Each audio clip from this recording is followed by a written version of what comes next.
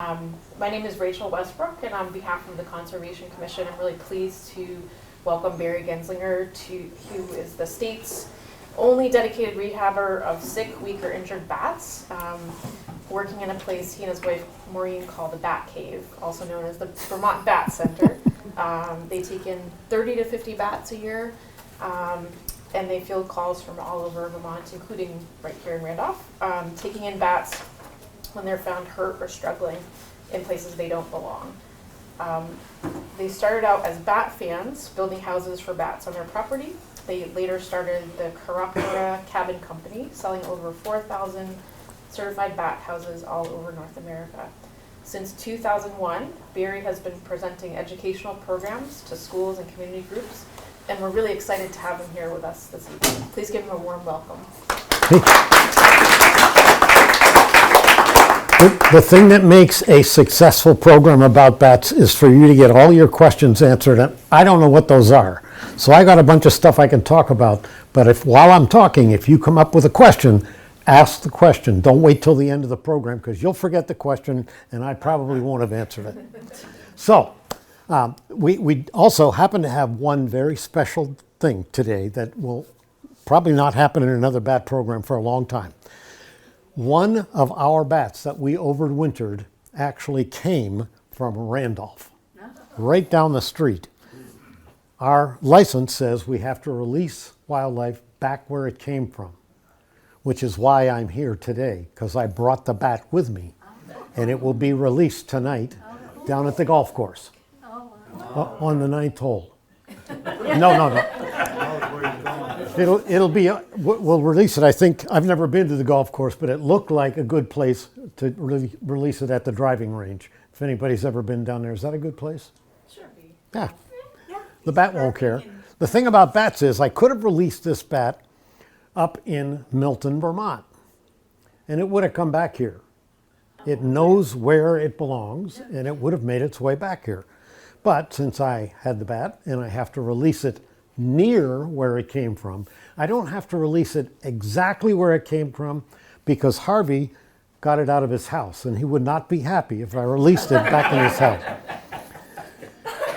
So at the end of my program, anyone who would like to go down to the golf course, I will be happy to continue talking about the bat that I have there and how he's doing, and then we'll turn him loose. Letting a bat go is one of the least exciting things that you can imagine. You take him out of the cage, you hold him in your hand, you open your hand, he's gone. It's like that quick.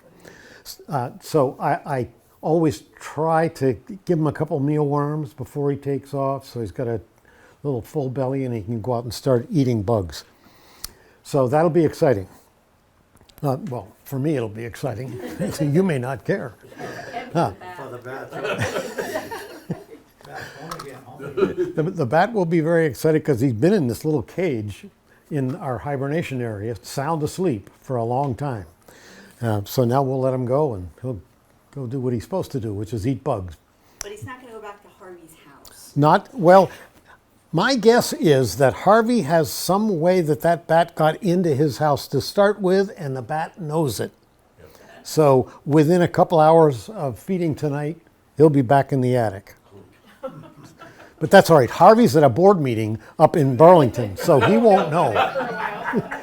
He called me this morning and said, I see from our front porch forum that you're going to be down in Randolph and I'm going to be up in Burlington at a board meeting, so I'm going to miss you. And I said, that's all right. We're letting the bat go in your house. Your friend's coming back. All right. So, many people don't know that bats are among the most plentiful mammals on the planet. Bats make up approximately 1/5 of all the mammal species on Earth. As of the count from 2022, there were 1,463 known species of bats. That's more than all the species of cats, dogs, horses, cows, and pigs combined. So there are lots of different species of bats, and they come from all over the planet. So I always like to start just with a quick overview, if my fingers will click properly. There we go. A quick overview of the bats from around the world so you get an idea of the variety. Most people just think of bats as this kind of an ugly brown or dark colored animal, big teeth, flies around ripping people's jugular veins off. That would be a vampire, yeah. We'll talk more about vampire bats in a minute. So bats take on a variety of forms. I mean, did anybody ever read the book Stella Luna? The author of the book Stella Luna had this particular bat, Wahlberg's epauletted fruit bat. Epaulets are these little white things right here. And this particular bat has a baby bat that's flying with it, which is the whole impetus for Stella Luna. And the mother bat actually carries the baby bat when it's young and goes out. She goes out and feeds, carrying the baby with her. And in the book Stella Luna, well, Stella wasn't paying very good attention and ended up falling. So that's the whole, you have to read the book now. I'm not telling you the punchline. So some bats are very tiny. This bat weighs about the same as a paper clip. Very tiny, very lightweight. And this one, the other end of the spectrum, a fruit bat, has a 6-foot wingspan. That's the distance from the ends of my fingers. And this one weighs about 2 pounds. So you got these little teeny ones and these great big ones. If I didn't tell you this was a bat, you might say, oh, what a cute puppy dog. It looks like a puppy dog. It happens to be in the class of bats called flying foxes because its face resembles the face of a fox. But has great big round eyes and kind of small ears. That tells us one thing about this bat. It's a fruit-eating bat. Fruit-eating bats have big eyes, so they can look around and find a fruit tree. They don't have big, huge ears because they don't use echolocation to find a fruit tree. They just use their eyes and say, oh, there's a tree, yeah. On the other hand, an insectivore, a bat that eats bugs, needs a way of finding bugs, little tiny bugs in the dark. So it has big ears and kind of small eyes because he doesn't need to see the bug while he's flying along in the dark at 20 miles an hour. He just needs to hear where it is. So he uses his echolocation to focus in on where that bug is. More about that coming up. Some bats have some really strange anatomical features, like this nose thing. Biologists call it a nose leaf because it resembles a leaf being stuck on the end of the nose, but we're not quite sure what they do with that. Originally it was, bats that are insectivores are the ones with nose leaves. But then there are some fruit-eating bats that have nose leaves, so that blew that idea. Some bats have really tiny eyes, but those big ears are the giveaway. Uses echolocation because it's got those big ears. And here's another with a big nose leaf. Big ears, small eyes. If I'm in your way, I'll duck down. You can also look back there because I'm seeing what I'm doing back there. I love this bat with its gold-colored wings. And this, of course, back in the day, when I first started doing this, I had lots of bushy hair. Now I don't have hardly any, but I had lots of bushy hair. And I always thought I should get one of those haircut mohawk things. We call that a mohawk, but it actually was from a different tribe. It wasn't from the Mohawk Indians. And this guy was in the mind of the person who developed the creatures for Gremlins, a movie back in the day. Had that freaky little thing. Now this guy is the only slide I've shown you so far that's right side up.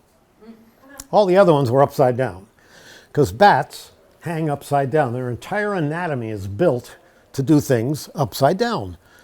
So he's hanging from a tree. He happened to just finish eating a fig He's a fruit-eating bat. We know that because look at those eyes, big eyes, little ears. Got those epaulets on his ears. So he's hanging upside down. He's got a mouthful of fruit. He's chewing away on the fruit, and all the juice from the fig that he just ate is running down into his nose. So I have a video of this guy, and his nose is trying to lap all of this juice that's running down into his nose to catch up with it. We call him Figgy Piggy. And these guys, fabulous little tiny, tiny bats. This is another one of those groups that are the very small bats, about 1.5 inches tall.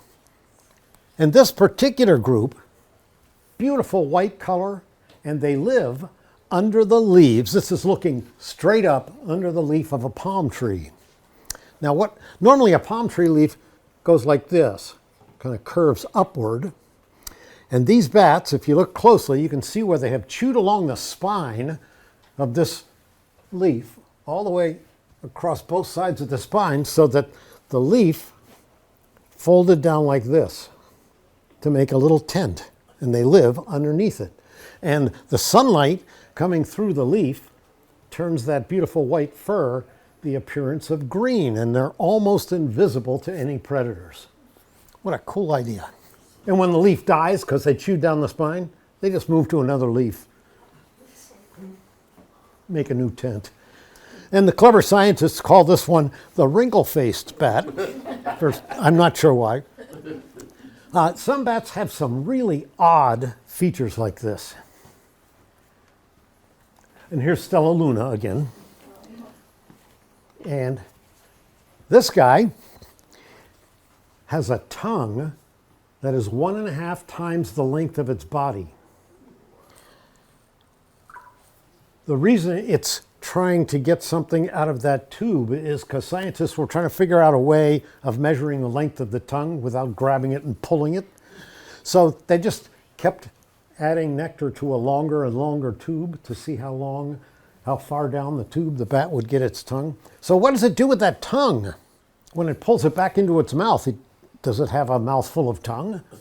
Well, no. The tongue is actually anchored here in the top part of the chest. So when it retracts the tongue, it retracts it into the top of the chest rather than in its mouth. So that's why it doesn't choke on its own tongue. Question from the chat. Yes. Do the bats that eat fruit, do they use any echolocation at all, or just a little but not much? Once they get to a tree in the dark, they can use the echolocation so they don't run into branches. All the bat species are capable of echolocation, but frugivores do not need echolocation to find a tree. It's not very often that a tree runs away from them. So once they see one, they know where they're going. Good question. Do we know what kind of flower this tongue might have been adapted to? There are a number of flowers in South America that have very long tubular, I forget the name of that part of the flower, long tubular part of the flower. So the bat sticks his head in the top, but to get at the nectar, he needs that long tongue to get down there.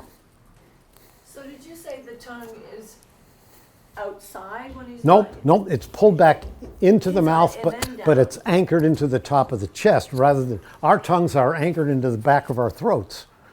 Not at the top, at the bottom. So his is just anchored further back, and so it can be pulled back in without choking them. So are those bats pollinators then? These would be among the species of pollinators, yes. And I'll talk more about those. So we got this huge variety of bats from all over the world.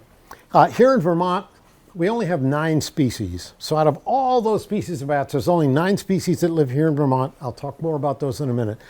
There are about 43 or 44 species in the United States. Where the heck are all the other ones? South America, the rainforests have got hundreds and hundreds of different species. In fact, the bats in the rainforest, when we humans go in and cut down all those trees in the rainforest so we can have farm fields and do whatever, and we want the wood and all kinds of rationale for why we should cut the rainforest down, the bats are the ones who eat the fruit and fly over those opened areas, and their guano contains the seeds to reseed the rainforest. Not make the rainforest reseed, but reseed the rainforest. So they're planting all the seeds, so all the new growth in the rainforest started from bats that were flying across the area. So let's just do a quick review of some of the things that bats eat, because bats eat, I mean, you can't imagine all the things that bats eat.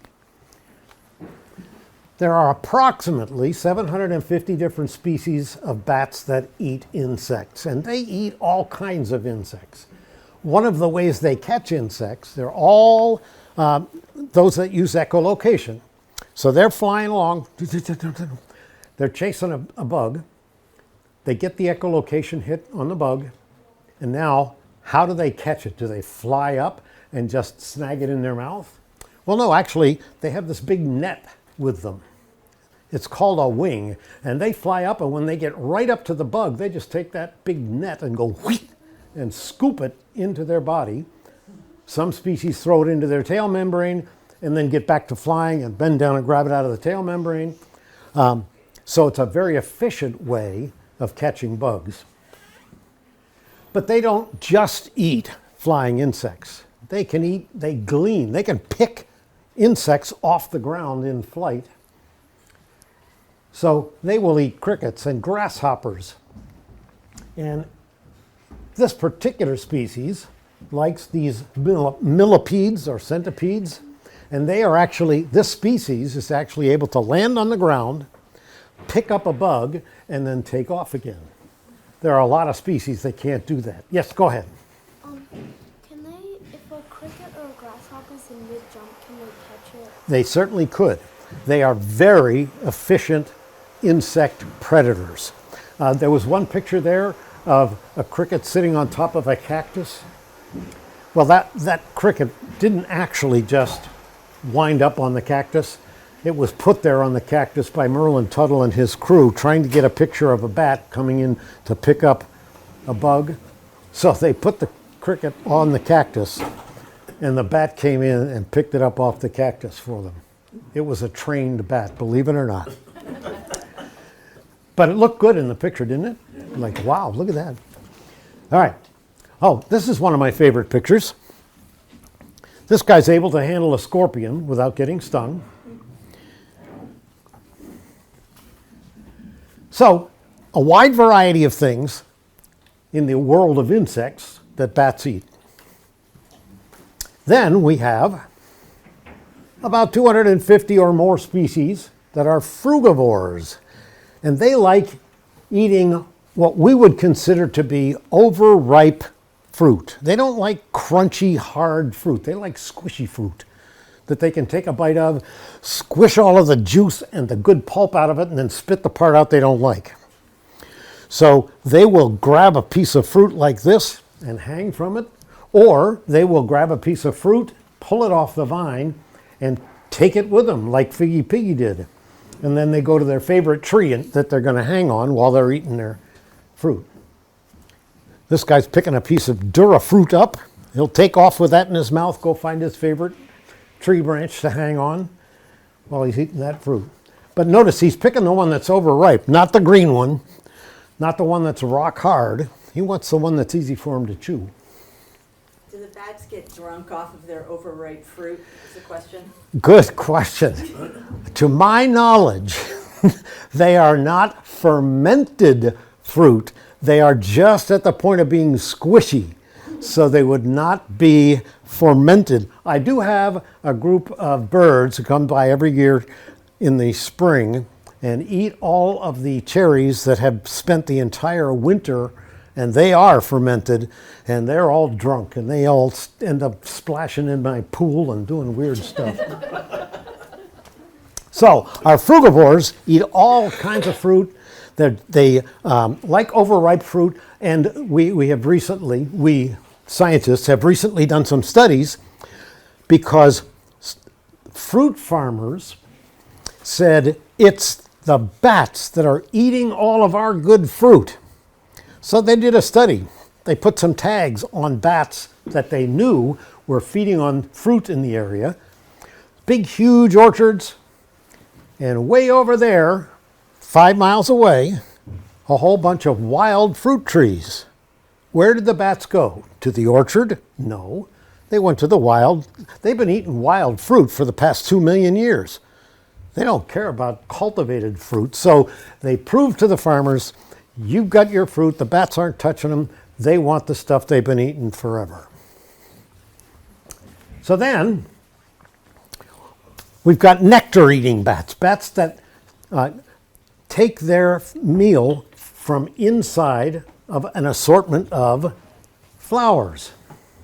And of course, in doing that, they also are pollinators.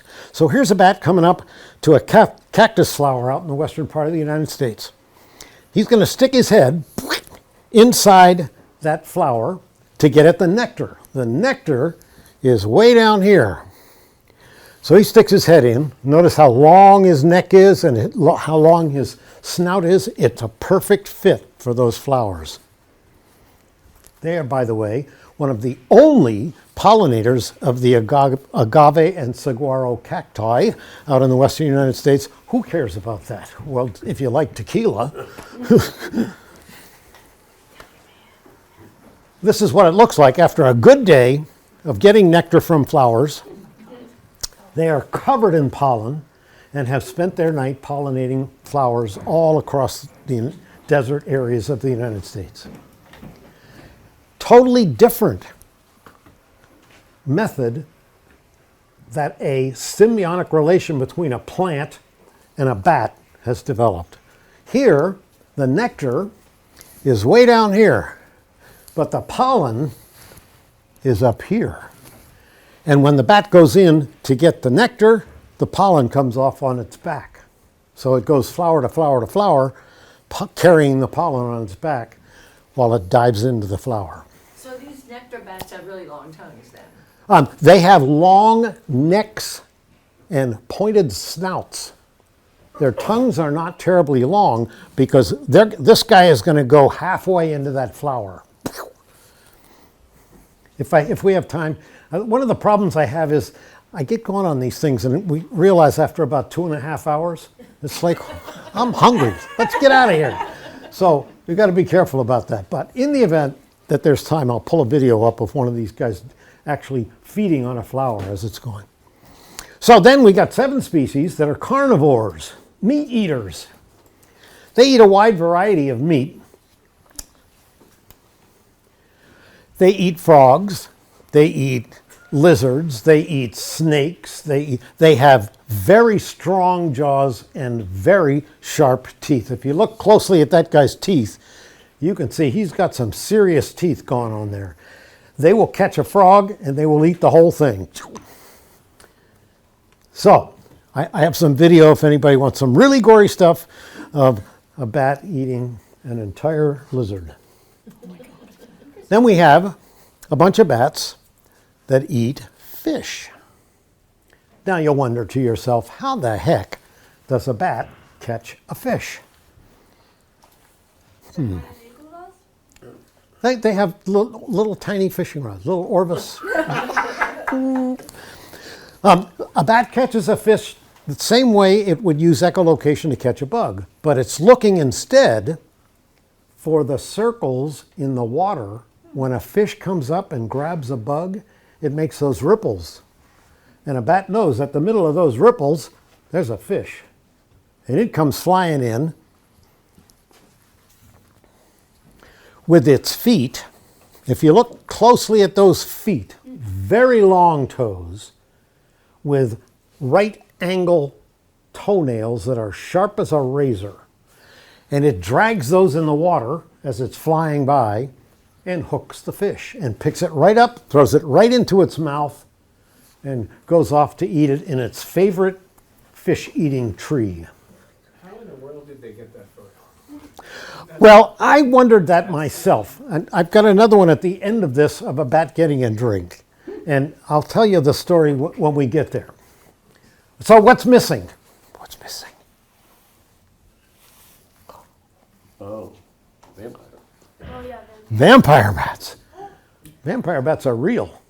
They just aren't real the way Hollywood has convinced us that vampire bats are real. Vampire bats are tiny. They're about this tall. They don't have big, long fangs. They are stealth. They feed on blood, but that's a chicken. Standard size, this is not Big Bird, it's just a regular sized chicken. So there's a chicken, and there are two vampire bats. And the vampire bat waits for the chicken to get in the tree and go to sleep. It lands on the branch and sneaks up underneath the tree, and underneath the branch, and then comes around and it licks the edge of the toenail to soften the skin up. It uses its very sensitive nose to figure out where is the nearest blood vessel. And it makes a tiny little paper cut. Doesn't even wake the chicken up. The chicken doesn't even move. But it makes this little nip, and now it just waits. Drop of blood comes out, it licks up the drop of blood, and its saliva has an anticoagulant in it, so another drop of blood comes out. And it feeds until it's drained the chicken totally dry of blood and it blows away in the wind. No. A vampire bat will eat about half a thimbleful. A thimble, for those that don't know, is a little tiny cup about this tall. They eat half a thimbleful of blood. And so this guy is going to eat his fill, then he's going to take off, and his partner there is not going to make another bite. He's just going to move in and continue to lick until he's had his fill. They take off. The next few drops of blood wash away the anticoagulant. The chicken wakes up in the morning, doesn't even know anything happened. So that's the real story of vampire bats. Don't believe what Graham Stoker tried to convince us of. So here's a picture of a bat. This will really blow your mind. Here's a picture of a bat getting a drink. How in the heck did the photographer end up right there at that exact instant to get that picture? And the answer is he wasn't even there. He had a circle of cameras that all had electronic eyes that tripped the cameras when something came through. So a bat flies across the pond to get a drink, and 28 cameras all took pictures of it. And after you do that enough times, one of them must be a bat flying right at the camera, don't you think? That's how this picture was done. And of course, when they hit the water, water splashes everywhere. And sometimes when they're getting a drink, if they're getting a drink out of a lake or out of a fast-running brook, they get a little too close to the water. And when they hit the water, they end up in the water. So they have to swim over to shore and climb up on something and dry out, and then climb a tree and take off. Sometimes you might see, if you're on a farm, you might see those big, huge tubs that they fill with water for the livestock. And there's a big, heavy piece of rope that goes down into the water. What the heck is that for?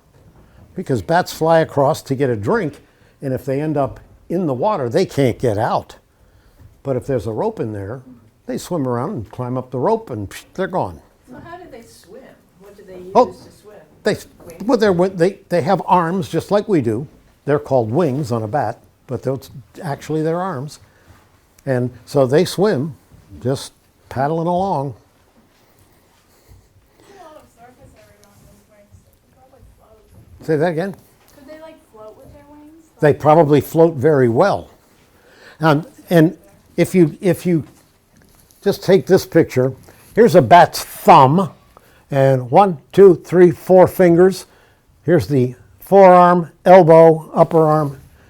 This is an arm, just like us.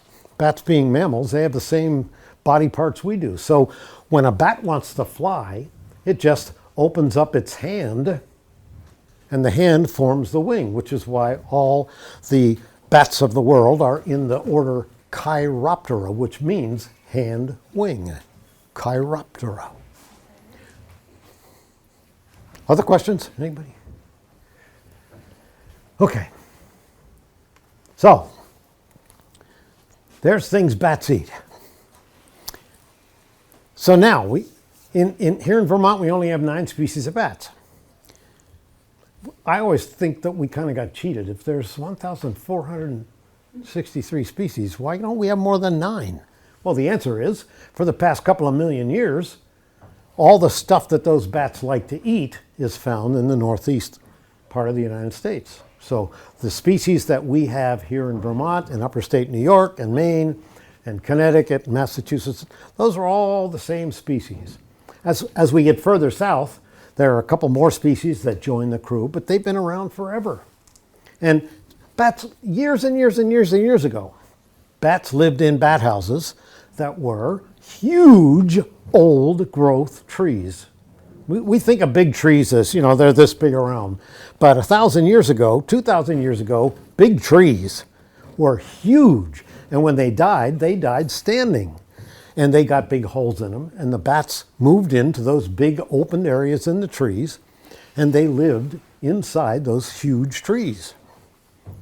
So I want to talk about the bats of Vermont. And let me talk about echolocation first. I have a question. Yes. Is it legal to own bats? It is not legal to own bats or any other wildlife.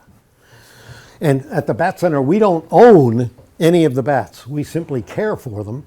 Most of the bats that we get in come in the fall and early winter when bats are supposed to be going into hibernation and end up inside people's houses. And the weather gets cold, you can't just throw them outside because they'll freeze to death. So they get them to us. We have a facility where we can take care of them for the winter. We have a cave that we can keep them in where the temperature is the same as it would be in a real cave. It never changes. It's between 55 and 60 degrees all the time. So they go in there and they go to sleep just like they were in a cave or they were in somebody's attic. But echolocation. All of those insectivores use echolocation, which means they make a sound that goes out and bounces off everything.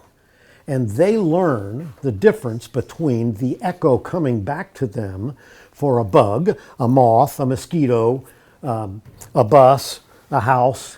I mean, they know their environment. So every bat, every species of bat, makes a different kind of echo or a different kind of echolocation pulse. So if we were to take this thing, I encourage you to run out and buy one of these.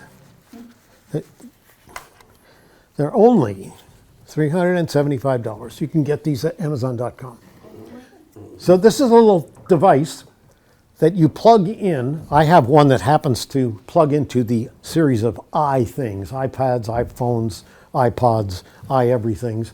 The current ones, I've had this for many years, but the current ones are all Android and plug into all Android devices. But when you plug them in and download the software, you plug them in like this, you download the software, and this can be used to listen as a bat flies by. And it shows you on the screen, it shows you the pattern.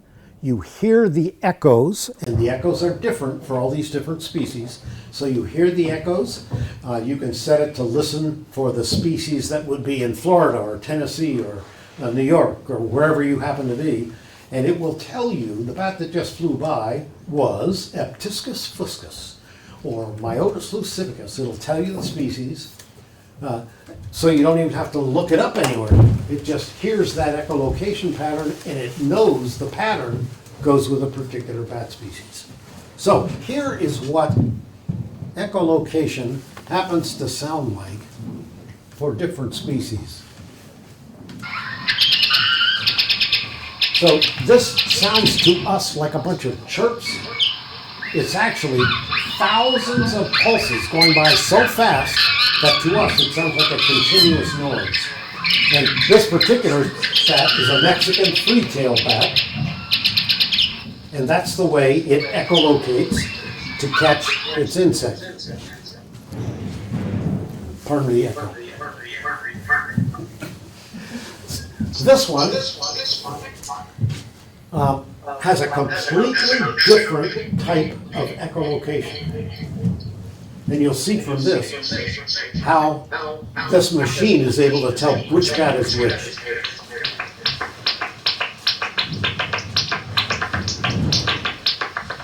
If you listen carefully, you can actually hear this bat hunting and then catching a bug. You'll hear the feeding buzz. Ready? Caught a bug.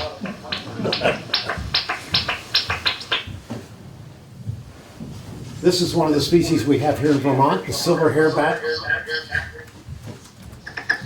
Easy to tell when it catches a bug. Got one. So these recordings were made just by listening where bats were known to be flying around. Turn the recorder on this little device on, and every time a bat went by. So run right out and buy one. Everybody should. Okay. So this, I'll do more demonstrations of that if anybody is interested. So now the bats of Vermont. All of our bats are insectivores. We've got 9 different species. Here's the kicker. 9 different species and 5 are on either the threatened or endangered species list. Which means they are in the same classification as peregrine falcons, bald eagles, soft-shelled turtles, all those things that we hear about on the news all the time. But nobody ever talks about the bats and the 9 species and the 5 species that are endangered. So people think, middle of winter, I got a bat, I'm throwing it outside. Well, what if that was one of the endangered species? Can you tell the difference? Well, no, but you probably shouldn't have thrown it out there then. So, let me talk about the different kinds of insectivores we have in Vermont. And for each of these, if you look here and down here, you'll see this, these are house bats. This particular species that I'm showing you now, a big brown bat, that's Atiscus fuscus. Can you spell that? No. So house bats are bats that live in house-like structures. They live in bat houses, attics, garages. They don't hibernate in those houses necessarily, but they might. You might find a bat in your attic, but he actually hibernates downtown in one of the abandoned buildings for the winter because he can be in there all winter long in peace and quiet. So we try and identify both summer and winter. This particular species is a house bat in the summertime, and in the winter hibernates in house-like structures, could be any kind of a building, or occasionally we will find them in caves. This particular guy weighs a ½ an ounce. It's the most plentiful bat that we have here in Vermont. It used to be that the little brown bat, Myotis lucifugus, was the most plentiful bat in all of North America, and now it's on the endangered species list. How did that happen? More about that in a minute. So, big brown bat, little brown bat. Boy, do they look the same. What's the word, calcar, calcar? Calcar. Is that ears? No. In the ear, we have a tragus. On the heel of the bat, we have a calcar. It's a little cartilage growth that comes out the edge of the wing membrane right at the heel of the bat. And sometimes it's straight, and sometimes it's got a keel on it like a boat, just a little dip, like the keel on a boat. So we say these bats have a keeled calcar. Now, why do we use things like that? Because in the dark, bat species look very similar. They're brown, with slight dark markings, and then you need something more. Is it bigger than my thumb? Oh, could be a big brown bat. Smaller than my thumb? Ooh, could be any one of many species. So we need something beyond that. So we look at how long are the hairs on the toe? How does it have a keeled calcar? So all those are little things that you see listed under the description that help us identify a particular species. So this guy is on the endangered species list for a reason. Notice he's a house bat. In the summertime, he spends his time in houses, in buildings of some kind. But look where he goes in the winter. They go into caves. Now, that's not a big deal until 2006.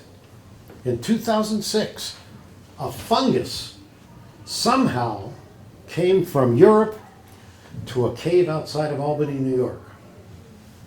And the fungus is a cold, damp-loving fungus that likes caves, which happens to be where our cave bats go. So this fungus decided it was going to grow on the surface of the skin of the bats, and it makes them itch. So they wake up and they scratch and they wiggle around, and then they go back to sleep. And a week later they wake, scratch, wiggle around, go back to sleep, because the fungus is irritating them. So instead of sleeping all winter, they are waking up way, way too often, and they burn up all their fat reserve, and by the time it gets to be February, their body clock says, I'm hungry and thirsty, must be spring. And out they go, out of the cave, into freezing cold weather, and freeze to death. Not just one or two. Millions and millions of them were flying out because this fungus made them itch. One cave, Albany, New York, 2006. 2007, 4 caves, 2 states. 2008, 12 caves, 5 states. By the time we got up to 2019, across the Mississippi River and all the way over to Oregon. So this fungus is now all over the place and affecting all of the cold-dwelling cave bats, because that's what the fungus like. Yes? These are found in Vermont, right? Yes. So, any of those where we see winters in caves are in trouble. So here we go. That's 2 bats so far. One's endangered, the other is not. Whoops. Oh, there we go. A little delay there. Hold on. Ah. Hold still. Ah. It's coming, it's coming. There we go. The northern small-footed bat. Forest bat, cave bat in the winter. So that means it's going to be in trouble because it has the same problem as the little brown bat. Well, what does it mean, forest bat? If I put up a bat house on the side of my building, will I ever expect to see an eastern small-footed bat in it? No. Their habitat is in the forest. And in the wintertime, they go to caves to overwinter, which is why they're on the threatened or the endangered species list. So then we have, so that's 2 of the 3 that are on the threatened or endangered list. Here we have the northern long-eared bat. You can tell the difference between a northern long-eared bat and a big brown bat because it has long ears. When you look at the 2, you'll go, wow, this guy's got really long ears. Noticeably longer.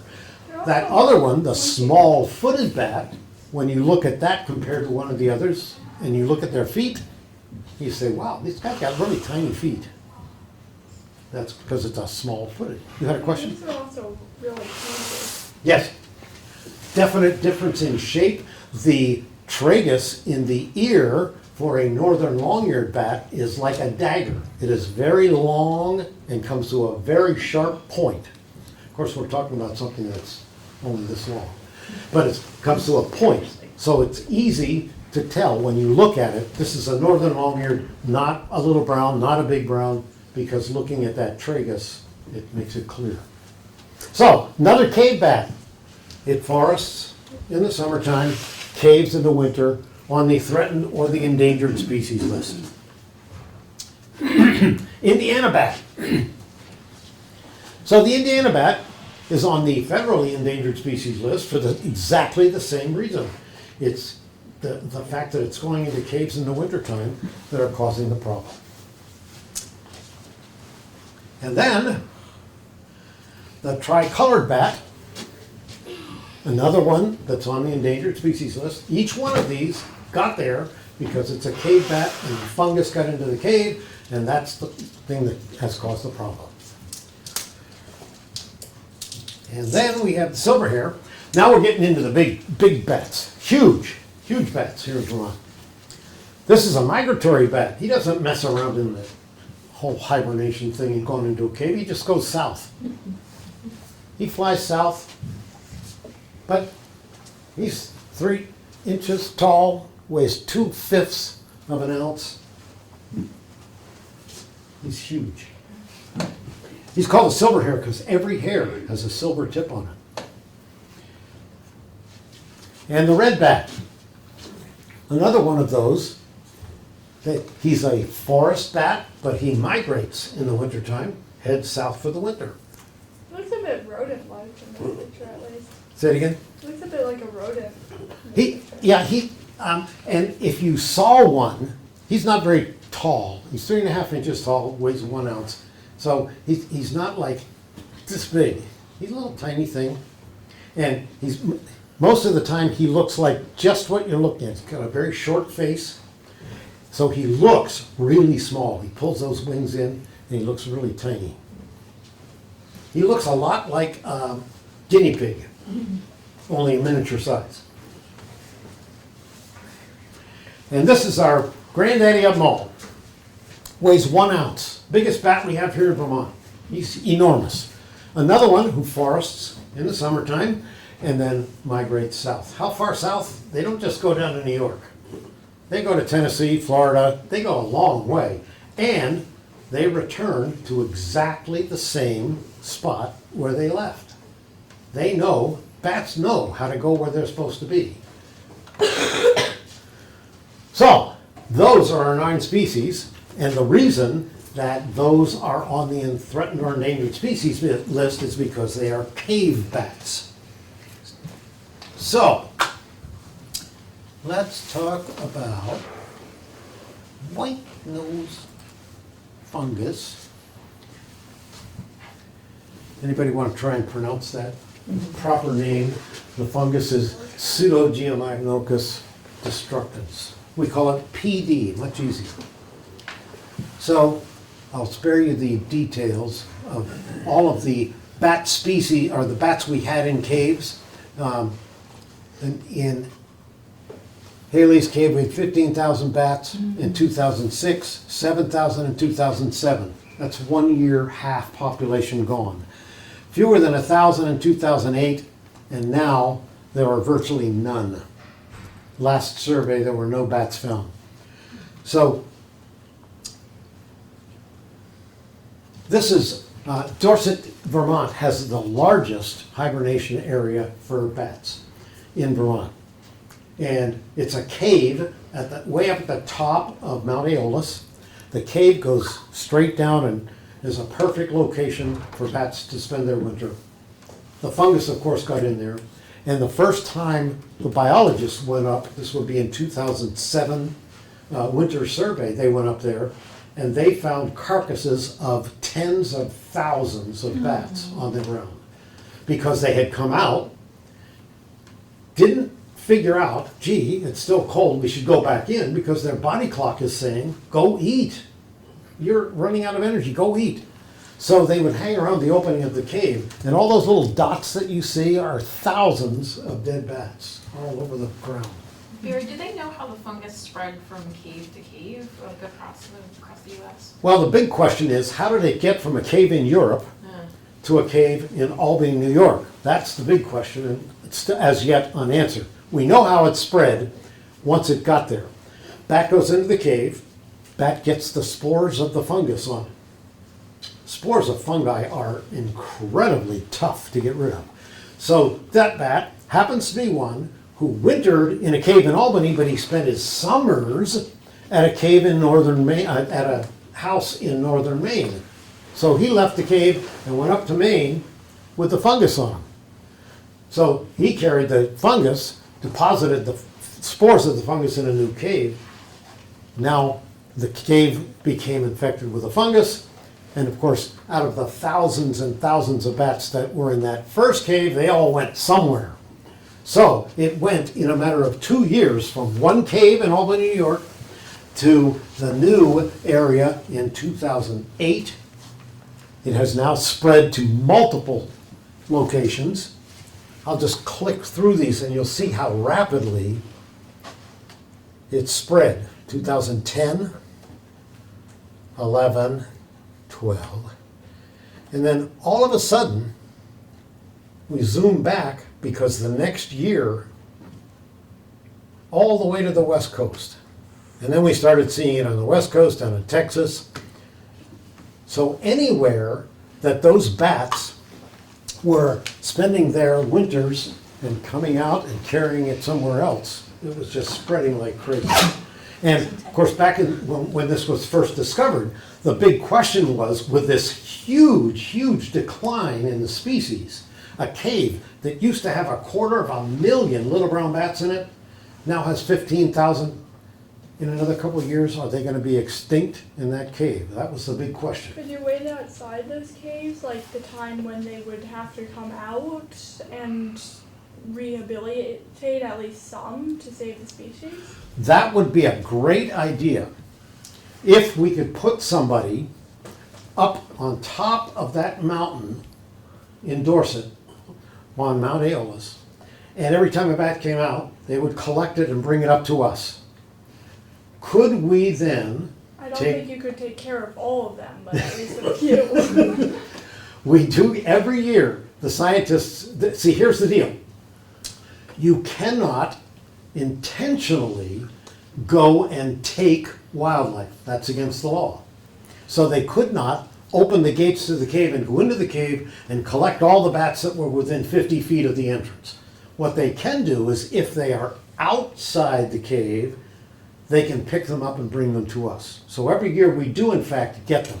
The problem is, it is a 4-hour walk down from the mountain, then a 4-hour drive up to us.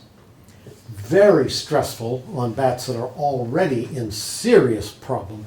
They are outside the cave, could have been there for days, so it's very difficult. It would be great if we could station somebody up there all the time, and every time a bat came out, we collect it, but that just isn't going to work.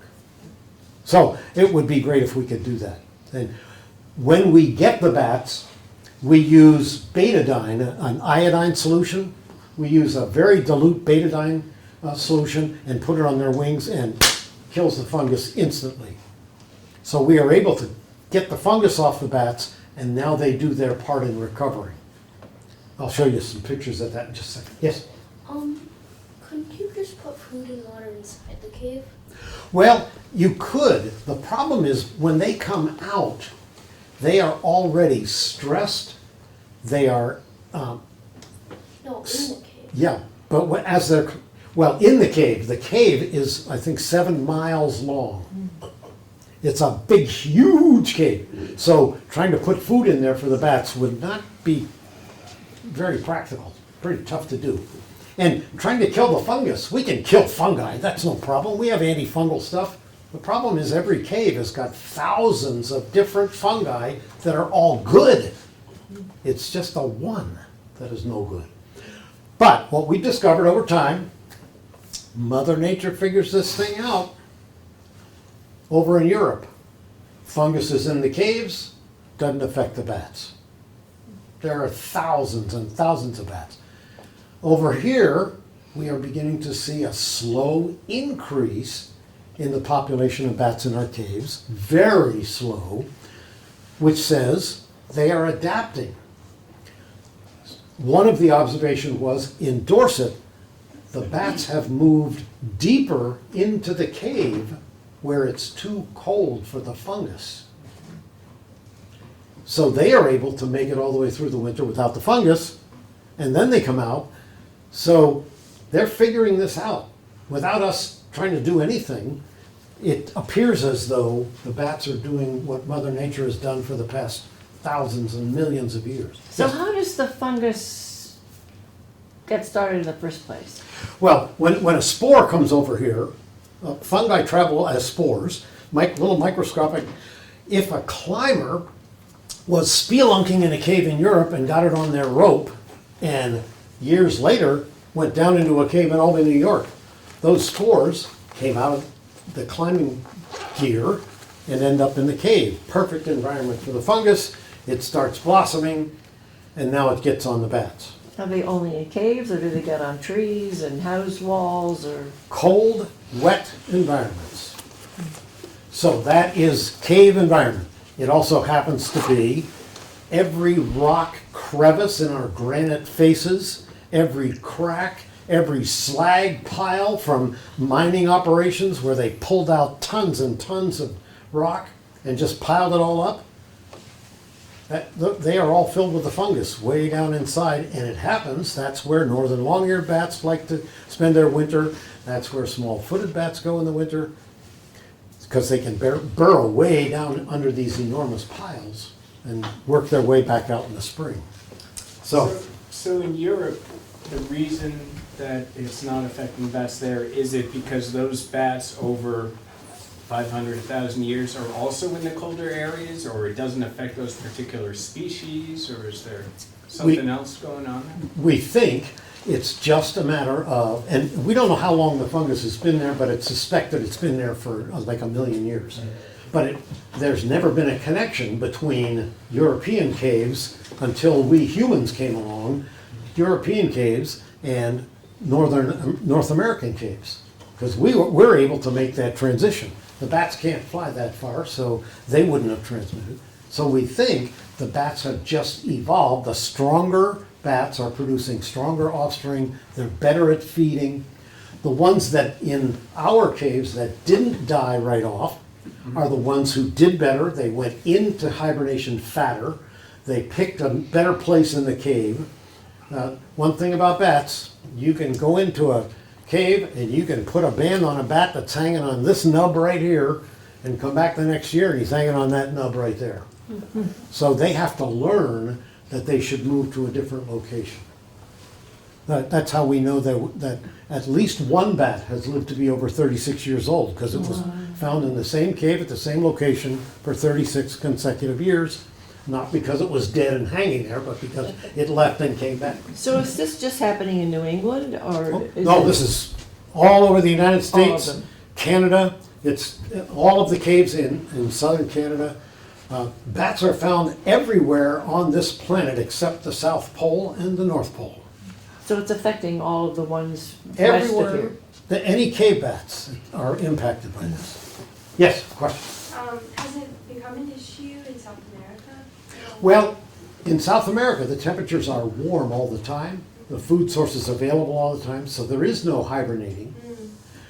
There are some species of bats that move from one cave to another. The bats that are in Bracken Cave in Texas move to southern Mexico and then come back.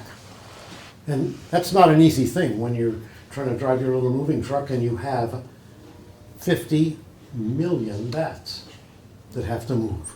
It's a lot of little trucks driving. What about like really, really southern South America?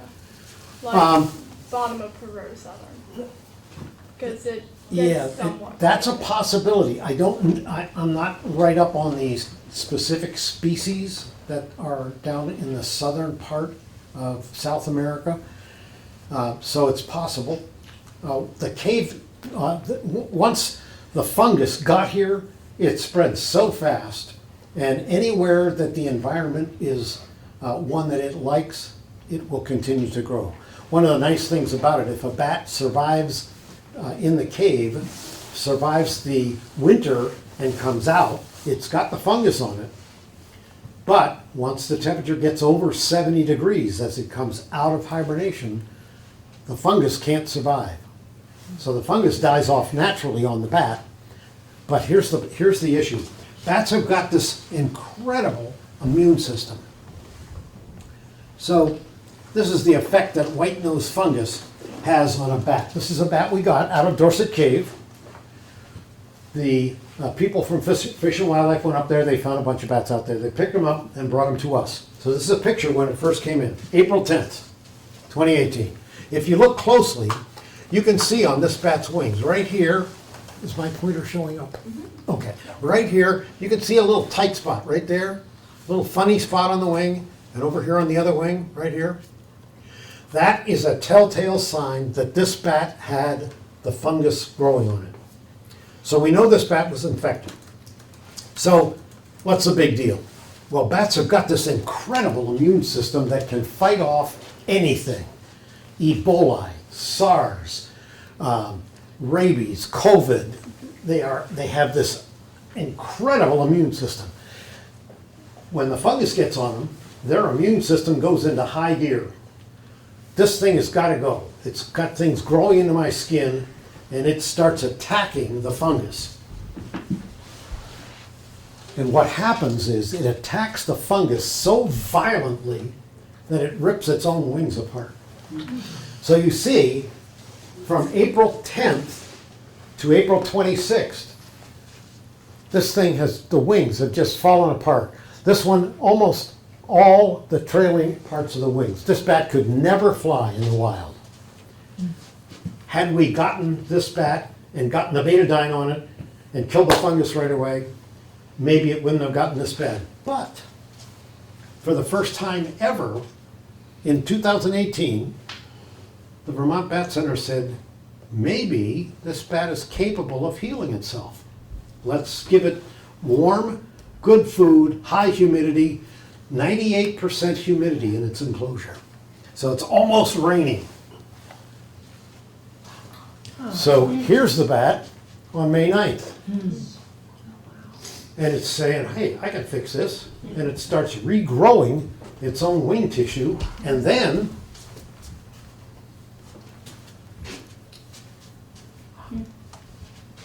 it's now on May 30th, it's able to fly. And we released this bat. Unfortunately, we had to release it back where it came from, Dorset, Vermont, right back into the cave. So hopefully that bat came out tougher than it was when it went in. Yes? How does it regrow? Is the wing material almost like skin? The wing material is skin. Bats have solid wings like airplanes, which is why when a bat's on the ground, it's in big trouble. It needs air movement over those wings in order to fly. So on the ground, it's got to be able to climb up on something. There are a few species that are able to jump. They have strong enough legs and arm movement that they can jump enough to get air under their wings. But if you see a bat here in Vermont on the ground, it's a goner unless it can find something to climb up on. So that's when we encourage people to get a cloth and a pair of gloves, scoop the bat up, carry it over to the base of a big tree so it has a chance to climb up. Yeah? What are the effects of rabies on bats? Because I know they spread it, but does it affect them? Would it kill them if given enough time? Yes. Or would it? It will kill them if given enough time.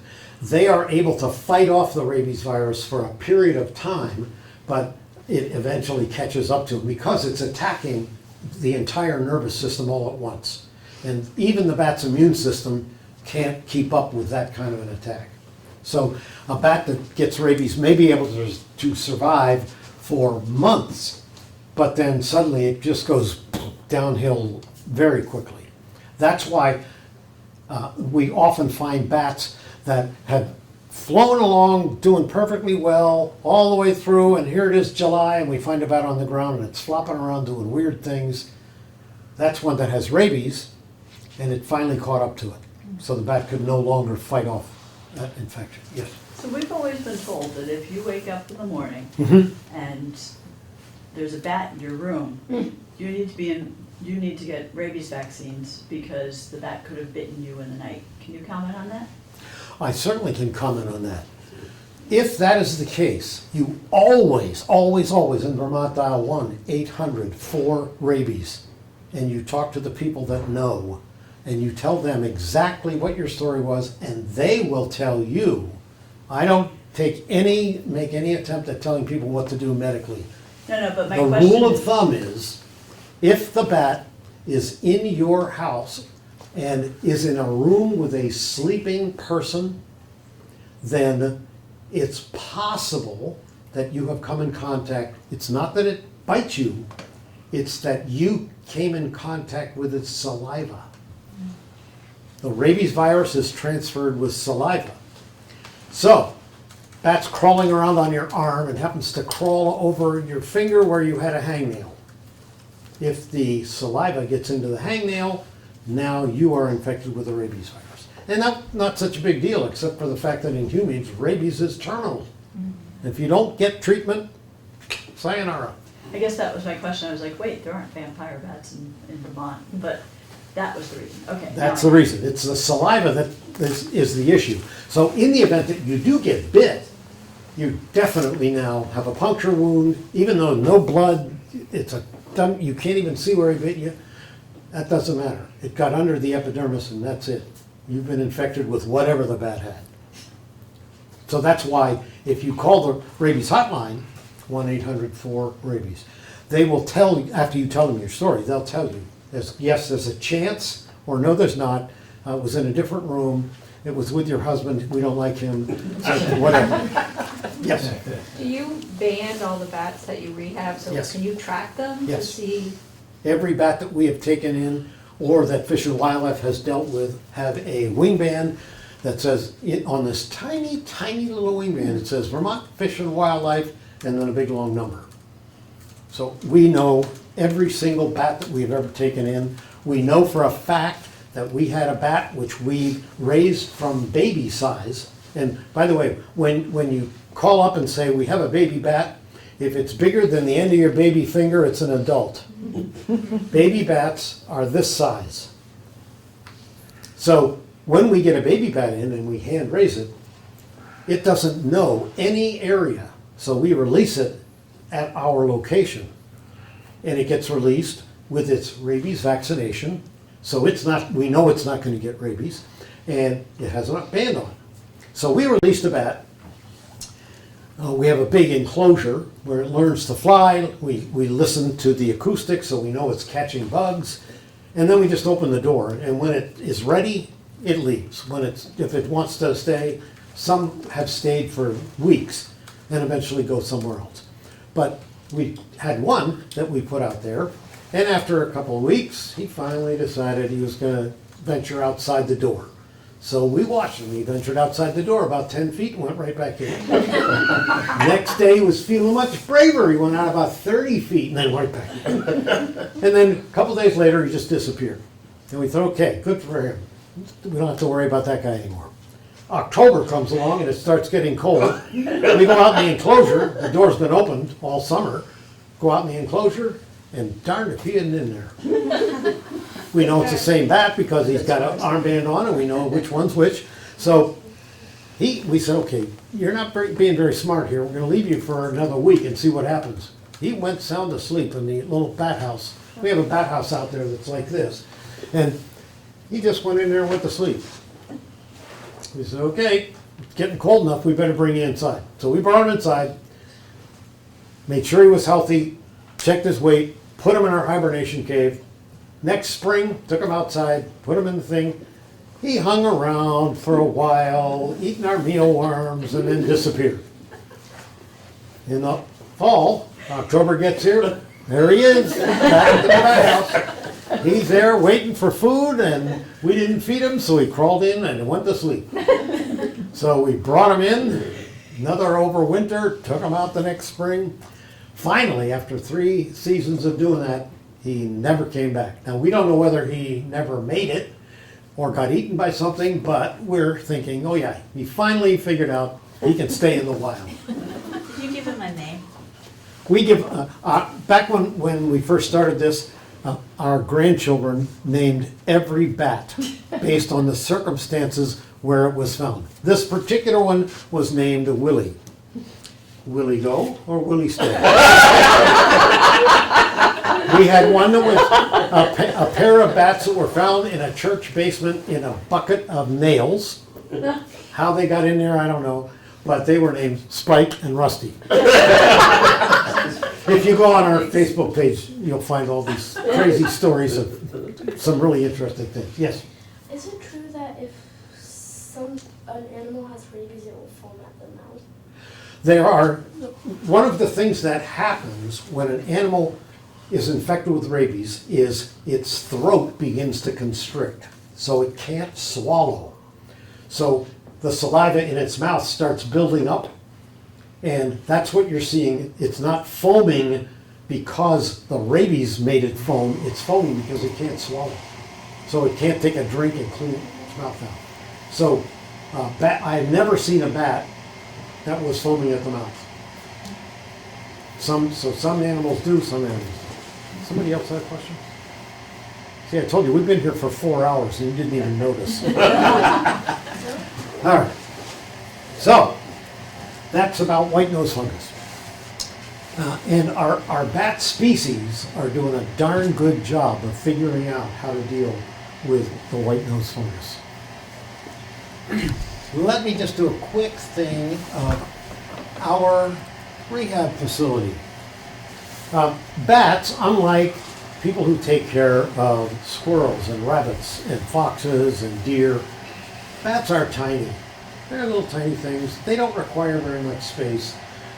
We have enclosures for them for the wintertime, and our enclosures are just little enclosures. We have hundreds of them. So in our hibernation cave, every bat that goes in there has its own little space. It's like a little vacation villa. But this is our facility, a triage area. Those are the enclosures that we have. So we have a triage area where all our meds are kept, and every bat that comes in goes in here, gets checked for everything under the sun to make sure it's healthy, good weight. If it has any problems at all, we take care of it. To deal with it, we work with 2 different veterinary services for all of our medications that we need, or that the bats need. I'm way beyond medication. We have larger enclosures for our little browns that come out of the caves and are not going to go into hibernation again.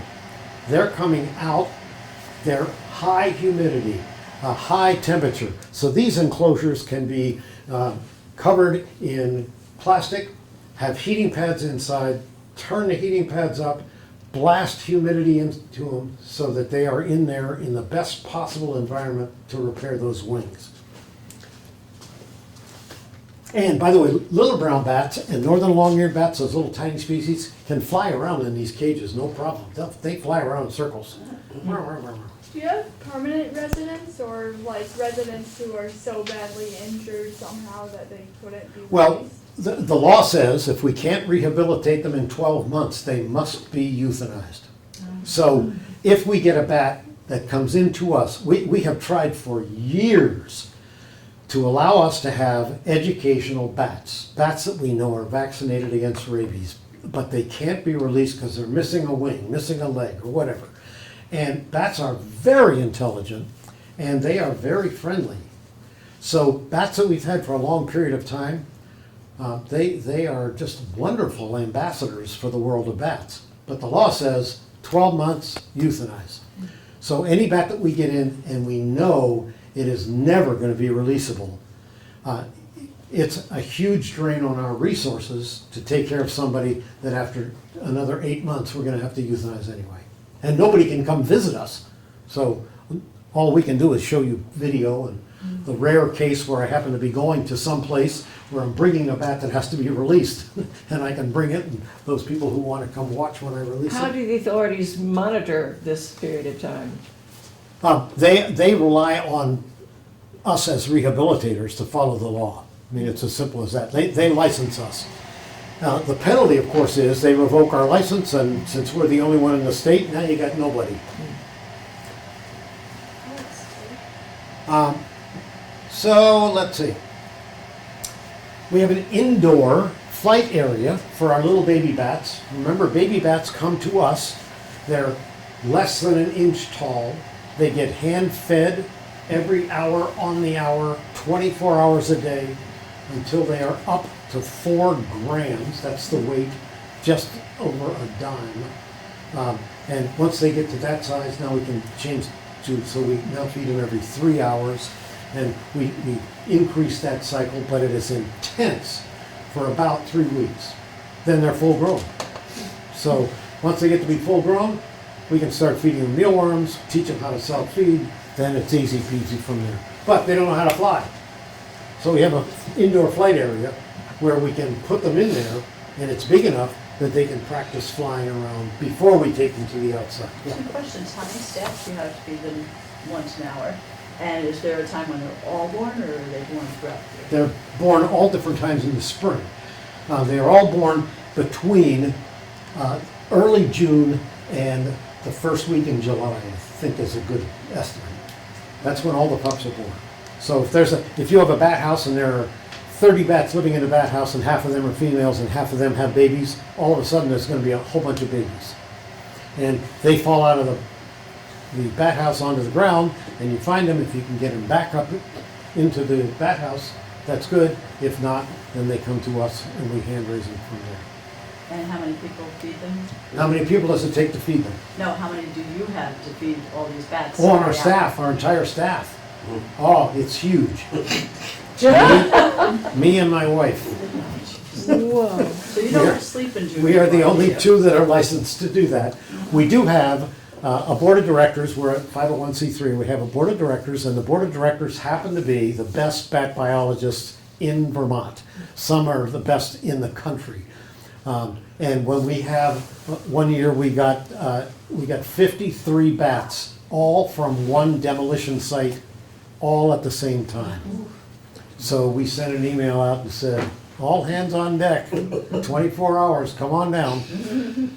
So when we have an intense operation like that, we have a total of 7 people that we can call on. So how do you go about feeding them? Physically, how do you do this? We have little tiny nipples and a specialized formula that we feed them with. And if you can picture, the nipple is, can't think of it. It's about this long and about a millimeter wide. Tiny little nipple. It's originally designed for very small rabbits and squirrels, for rehabbers that deal with those things. But they found those were too big and they had to make a smaller size for bats. So we have really tiny. It would be the equivalent of a Barbie doll nipple on little Barbie dolls' play nipples, only smaller.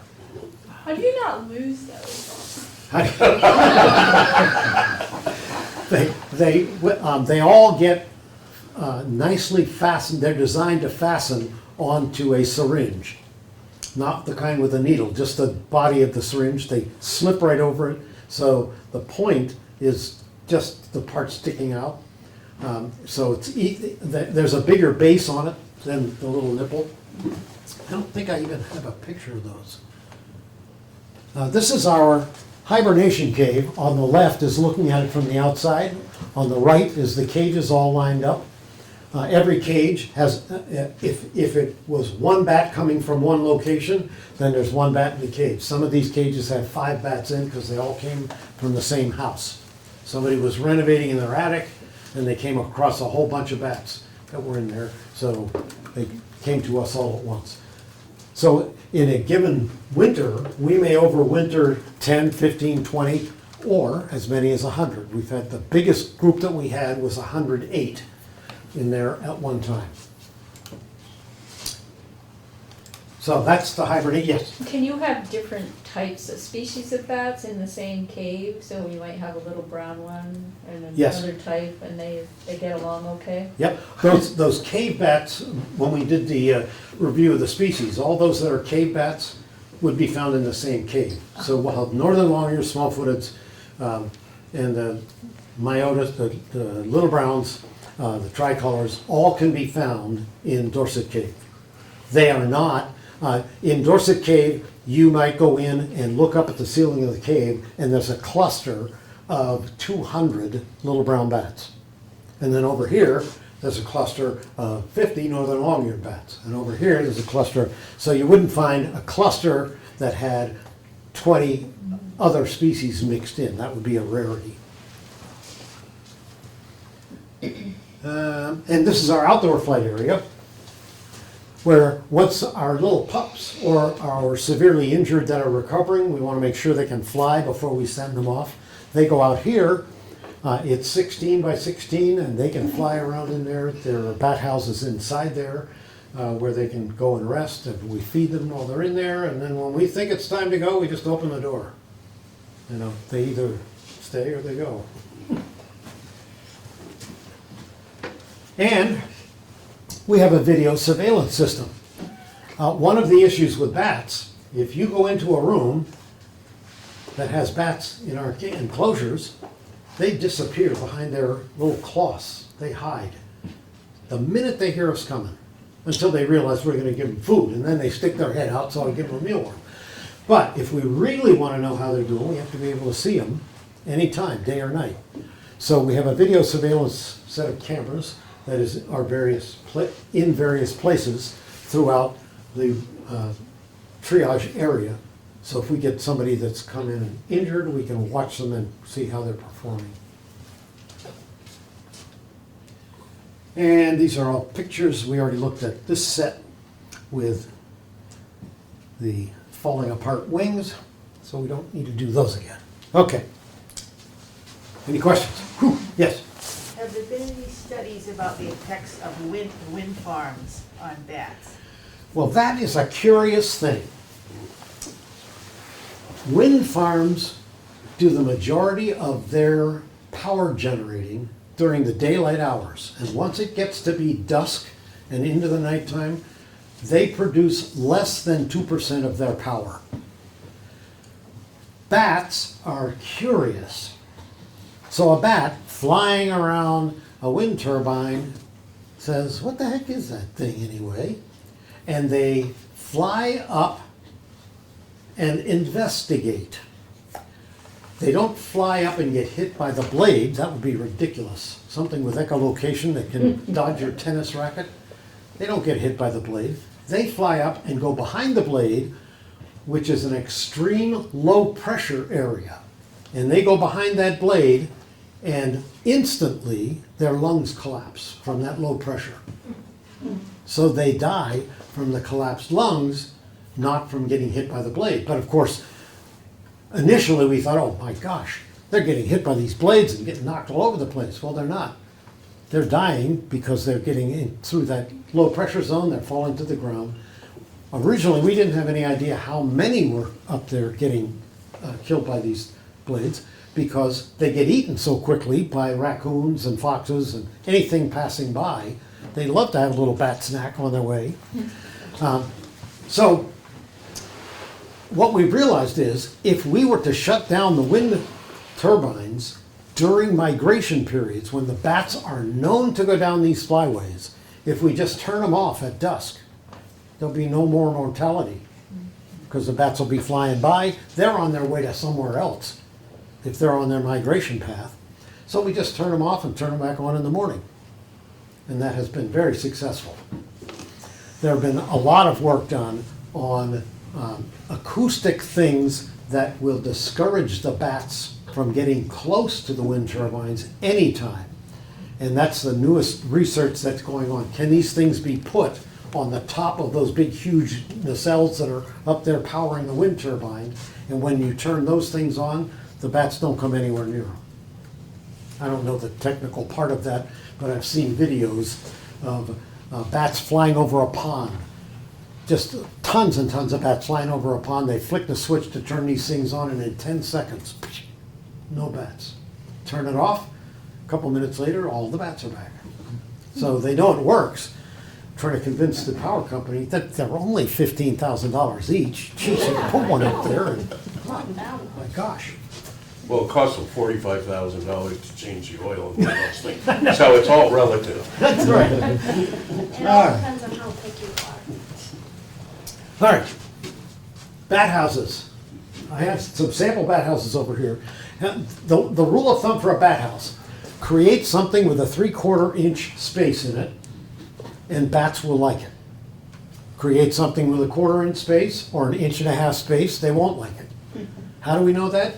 Because years ago, a bunch of nutty people like me took part in the North American Bat House Research Project, where we made thousands of bat houses in every shape, size, and configuration, and they all got numbers, and we all reported which ones did the bats go in, at what time of year, and that all was sent back to Bat Conservation International, and it was determined clearly that 3/4 inch spacing is ideal for the majority of the bats in North America. So if you take 2 pieces of plywood and put them together with a piece of pine board along the side and across the top, and put a fancy roof on it if you want, but leave a 3/4 inch gap, now you have a bat house.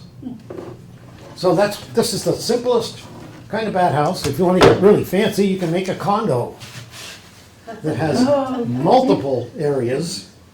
You don't need a wire mesh inside? Nope. What you need is a screwdriver that can scratch the surface so it's easy for the bats to land on it and crawl up inside. In the intro, you heard that my wife and I started Chiroptera Cabin Company way, way back. And we made bat houses, and because we were making so darn many, we started that project right at the time when this internet thing came along, and we heard you can put a store on the internet and people will buy stuff. So we said, we can do that. So we put up a store right before Christmas, and the next day we got our first order. And we got hundreds over the years, thousands. We made over 4,000 bat houses, and in 2010 we said, that's enough. But because we got tired of scratching with a screwdriver, I just created a table saw that had 12 parallel blades on it that would cut grooves in the plywood. So I could take a sheet of plywood and pass it over that thing, zip, zip, zip, and have all the grooves cut all the way to the top in no time. I took it apart, so no, you can't have it. So some of our bat houses and the styles, that's the one we just looked at. These bat houses, by the way, have been with me since we first started this in 1998. I think we first started dragging these 2 bat houses around. And when bats go into the bat house, they don't spread out. They like their temperature to be between 95 and 100 degrees. And here in Vermont, if you want 95 and 100 degrees, you better paint it black, and you better snuggle up with all your buddies to keep warm. So these guys are snuggled up. This is looking straight up at the bottom of the bat house, and there are 80 bats in there all crammed together, trying to keep warm.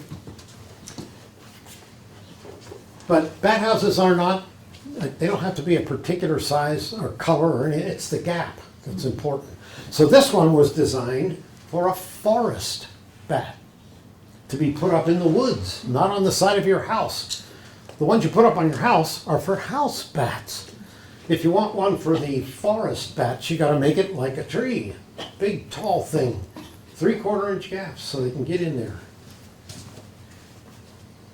And then we have big, huge ones. Anybody ever been to Shelburne Farms, to the inn at Shelburne Farms?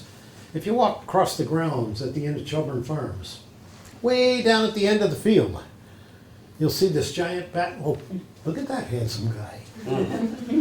We put up a bat house there that had the largest known colony of little brown bats. We were trying to convince the bats to get out of the attic of the inn because for some reason, guests at the inn got all upset when a bat ended up in their room. And I kept telling them, bat in the room, double the price. Come on. So if you look at this picture, this is standing on the porch. And if you look out across that big, huge lawn, you can see the fire hydrant and the bat house way in the back.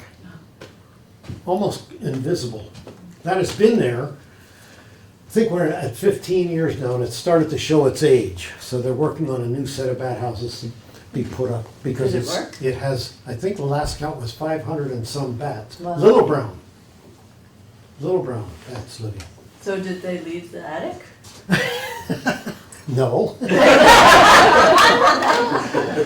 They have put up more wire and fencing and sealed up holes and everything. The problem is a bat can get through a space you can get the end of your baby finger in.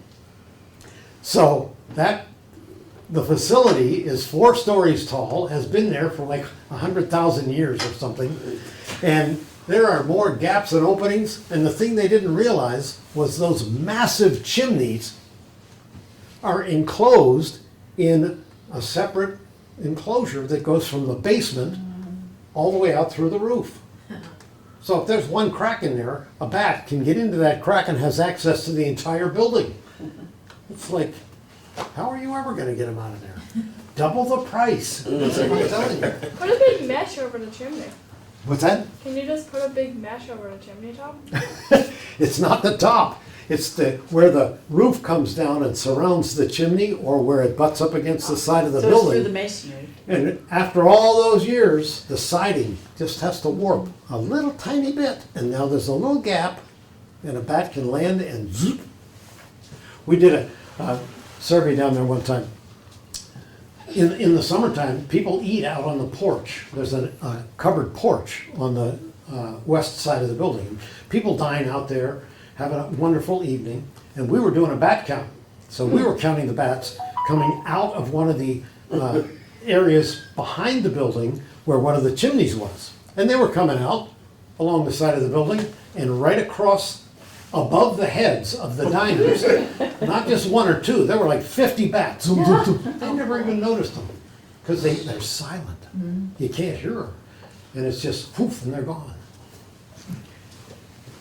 Could you put like one of those audio devices that you said repelled bats? You could. They've tried all kinds of things. Balloons, tinfoil sheets, anything they could discourage them. These are all different styles of bat houses.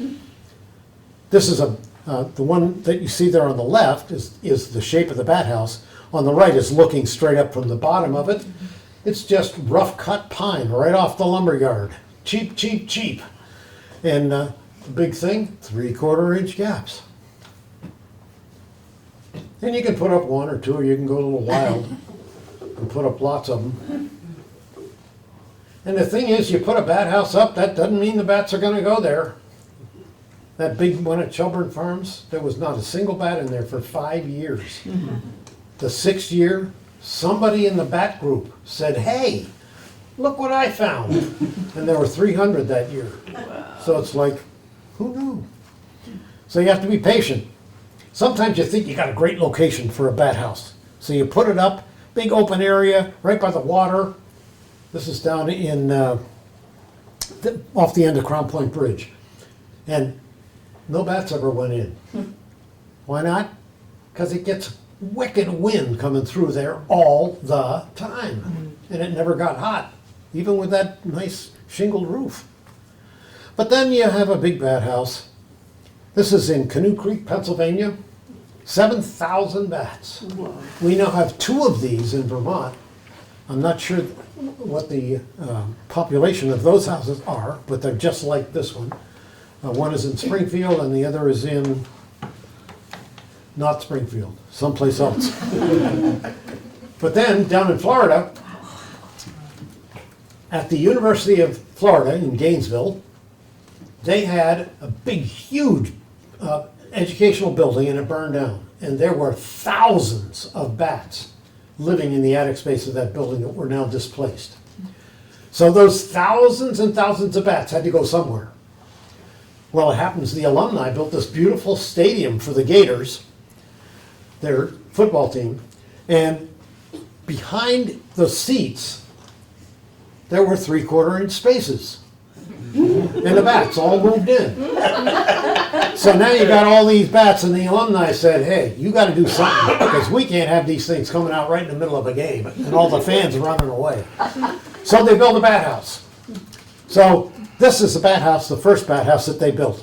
And this bat house had 70,000 bats living in it. Wow. It started falling apart. It had so many bats and so much guano, and they never expected that, so it was not really built to rigorous standards. So they built another one. So now they got two, but they had to make the other one a bat barn, because we get the bat house and the bat barn. So it didn't take long for both of those to fill up with bats. 140,000 bats. Oh my God. So they built another one. There are now over 290,000 Mexican free-tailed bats living in those bat I houses. think they need a bat hotel now.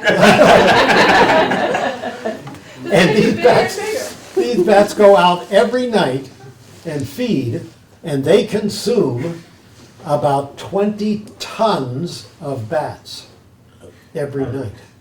Bugs, insects. Bugs. Not yet, 20 bugs, what did I say, bats? Yeah, you didn't tell us about the Don't pay carnivorous attention. bats. Then down in What about the Pennsylvania, carnivorous one? No, no. Not the the Pennsylvania Fish and Yes, Wildlife that- Department, the Pennsylvania Fish and Wildlife Department took over this old church building, abandoned church building, many years ago. They own exactly the land that it's sitting on. They own, I think, 1 foot around it, and that's it. Where these people are standing is a graveyard. So I use this picture because it helps people understand when I say the biggest bat that we have here has a 15-inch wing. Well, I saw a bat. It had a wingspan like this big. We saw it fly by, and I took a picture of it. Well, here's a picture. I'm standing. The bat on the left has just flown over my shoulder. These are all little brown bats with an 8-inch wingspan. And if you look way up here, that's the real size. These guys look bigger because of the optical illusion of the shadows and the proximity to me and my camera. So some of these, look at the shadow on the lower right. It's huge. That thing's like a bald eagle. But they're all little brown, so their wingspan is only this big. And this is one of my early experiences going into an area that had lots of bats in it. And people said, well, aren't you scared? What if they all attack you? Bats never attack people, ever. Not a single documented case ever of a bat attacking a human. This facility has 20,000 bats living in it. And I stood there while they came out to forage for the night, and they were swirling everywhere, but never touched me. I could feel wings going by, but they never touched me. They don't care about me. I'm just an obstacle. They're trying to get by me to get out the door. We do a program each year up until COVID. We do a program down in Shelburne Farms, and at the end of the program, we go into one of the big barns down there where they have a large colony of bats. And we have everybody go in. They're all prepared for this. They're told to wear hats so you don't get poop in your hair. Bring a flashlight if you want. So we all go and we stand in this open area. And we turn off the flashlights and everybody's very quiet. And we turn on our acoustical monitors and we hear a bat. Bat go by. Then another one. You can hear the echolocation. And then we hear. And pretty soon, it's a cacophony of noise, just bats everywhere. And it's like, okay, everybody, turn your flashlights on. And they turn their flashlights on and they realize we're standing in a group like this and the bats are going, right? But it's like, now I'm scared. When I couldn't see them, I didn't know they were going right by my ear. So they are masters of flight. They don't care about humans. They're just an obstacle in the way. And these guys are doing their thing. They're going out and eating bugs. You say they get rabies. Doesn't rabies usually cause hyperaggression, at least in mammals? In terrestrial mammals, that would be the case.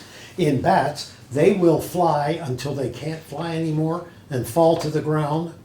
And if you observe a rabid bat on the ground, it is not just flopping trying to fly. It's rolling over on its back. It's making weird screaming noises. It's in extreme pain. It's already reached that point where it has its nervous system has started to break down. None of its brain functions are working properly. It has no control over any of its muscles because its nerves aren't working. So they are not aggressive. They are just on the ground and they're going to die. It's not going to be another hour or two and they're out. So, at that point, would it just be kinder to like shoot them or something? Because well, see, technically, it is not legal for just the average Joe to go out and kill a wild animal unless it's part of the whole hunting regimen. So the proper thing to do in that case is to get in touch with either Fish and Wildlife or us so we can evaluate the situation and make the determination, yes, this bat needs to be euthanized. Jump in your car down there in Brattleboro and just make the 3.5-hour drive up here so we can euthanize it. Or, since nobody does that, or we will tell you a way of humanely euthanizing it and you have our permission to do that. How do you humanely euthanize a rabid bat?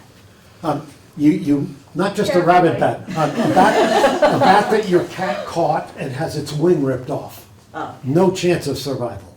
It's still alive. It's going to die a horrible death. So we get a call. Had a call today about that. Somebody had a bat. Their dogs had caught it and tore the wing off. Both up to date on their rabies vaccinations, so there's no danger for the dogs. What do we do with it? Well, you can. They were in South Londonderry, so you can jump in your car and drive up here from South Londonderry. So I can euthanize it, or you can euthanize it yourself.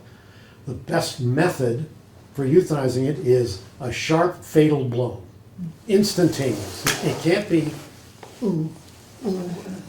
It's got to be wham. So death has to be immediate. Sorry. This is one of nature's bat houses that is home to a group of Indiana bats, one of the really endangered species. So there we got Indiana bats in one of nature's bat houses. Been there for a long time. It's someday going to fall over, and Fish and Wildlife has that bat house I showed you that was the big tall one. They have 4 of those. So when and if this tree goes down, they have 4 that they can put up in the area so they don't lose that colony. Sorry, why would they not put that up preemptively? We don't like to interfere with a healthy, known colony of endangered animals. Because that's exactly what I asked them. Why don't we just put them up? Well, we really shouldn't be interfering. So we're at the ready. And if something happens to that tree, we can have it up very quickly. But in general, you would encourage people to put up bat boxes? It's Yes. Not in such a specific situation as that. Right, especially if you have a known colony of little brown bats living in your attic. They're on our threatened species list. They've been on the endangered species list. We want to provide them with housing in the event that you are going to do renovations in your attic. So let's get the bat houses up now so they can discover them, and 2 years from now when you tear your attic apart, they'll have some place to go. So we always want to be proactive in that way. But when Mother Nature's got things under control, it's an iffy thing. This is a bat house that was built by Joe Gardner. It's been put up down at Kingsland Bay State Park. It was actually put up with the huge assistance of Green Mountain Power, who sent 2 line crews and these trucks that picked this thing up. They put the poles in the ground. They are environmentally friendly poles. They are not treated with creosote. They're treated with some natural antifungal stuff that'll keep them there for years. And the idea was, let's make one that kind of fits the environment down there. A log cabin would be appropriate. So far nobody's moved in.